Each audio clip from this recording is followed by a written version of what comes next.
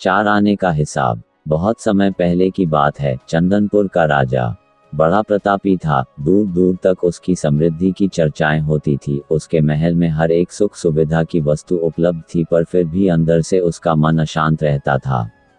उसने कई ज्योतिषियों और पंडितों से इसका कारण जानना चाहा। बहुत से विद्वानों से मिला। किसी ने कोई अंगूठी पहनाई तो किसी ने यज्ञ कराए, पर फिर भी राजा का दुख दूर नहीं हुआ। उसे शांति नहीं मिली।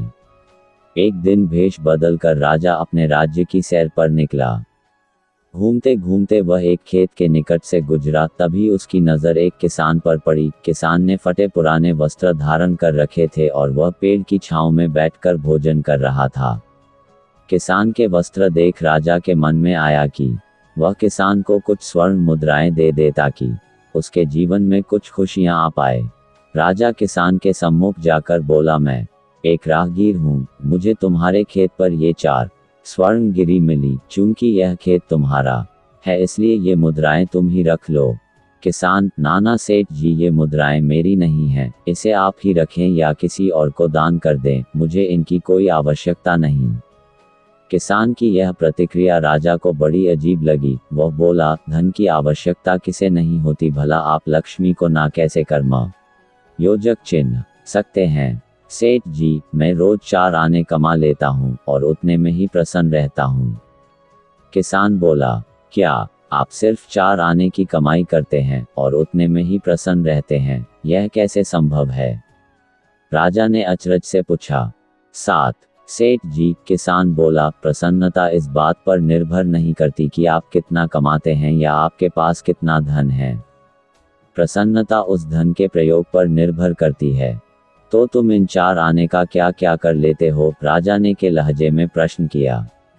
किसान भी बेकार की बहस में नहीं पड़ना चाहता था। उसने आगे बढ़ते हुए उत्तर दिया, इन 4 आनों में से एक मैं कुएं में डाल देता हूँ, दूसरे से कर्ज चुका देता हूँ, तीसरा उधार में दे देता और चौथा मिट्टी में गाड़ देता हूँ। राजा सोचने लगा। उसे यह उत्तर समझ नहीं आया। वह किसान से इसका अर्थ पूछना चाहता था, पर वो जा चुका था।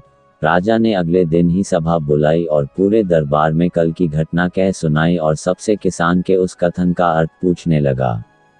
दरबारियों ने अपने अपने तर्क पेश किए, पर कोई भी राजा को संतुष्ट नहीं कर पाया। अंत में किसान को ही दरबार में बुलाने का निर्णय लिया गया। बहुत खोजबीन के किसान मिला और उसे कल की सभा में प्रस्तुत होने का निर्देश दिया गया। राजा ने किसान को उस दिन अपने भेष बदल कर भ्रमण करने के बारे में बताया और सम्मान पूर्वक दरबार में बैठाया। मैं तुम्हारे उत्तर से प्रभावित हूँ और तुम्हारे 4 आने का हिसाब जानना चाहता हूँ। बताओ, तुम अपने कमाए 4 आने किस तरह खर्च करते हो जो तुम इतना प्रसन्न और संतुष्ट रह पाते हो? राजा ने प्रश्न किया। किसान बोला, हुजूर, जैसा कि मैंने बताया था, मैं 1 आना कुएं में डाल देता हूँ, यानी अपने परिवार के भरण पोषण में लगा देता हूँ। दूसरे से मैं कर्ज चुकता हूँ, पानी इसे मैं अपने वृद्ध माँ बाप की सेवा में लगा देता हूँ। तीसरा मैं उधार दे देता हूँ, यानी अपने बच्चों की शिक्षा दीक्षा में लगा देता हूँ। और चौथा मैं मिट्टी में गाड़ देता हूँ, यानी मैं 1 पैसे की बचत कर लेता हूँ ताकि समय आने पर मुझे किसी से मांगना ना पड़े और मैं इसे धार्मिक, सामाजिक या अन्य आवश्यक कार्यों में लगा सकूं। उद्धरण चिन्ह। राजा को अब किसान की बात समझ आ चुकी थी। राजा की समस्या का समाधान हो चुका था। वह जान चुका था कि यदि उसे प्रसन्न एवं संतुष्ट रहना है तो उसे भी अपने अर्जित किए धन का सही सही उपयोग करना होगा। मित्रों, देखा जाए तो पहले की अपेक्षा लोगों की आमदनी बढ़ी है, पर क्या उसी अनुपात में हमारी प्रसन्नता भी बढ़ी है? पैसों के मामलों में हम कहीं न कहीं गलती कर रहे हैं। लाइफ को बैलेंस बनाना ज़रूरी है और इसके लिए हमें अपनी आमदनी और उसके इस्तेमाल पर ज़रूर गौर करना चाहिए। नहीं तो भले हम लाखों रुपए कमा लें पर फिर भी प्रसन्न एवं संतुष्ट नहीं रह पाएंगे।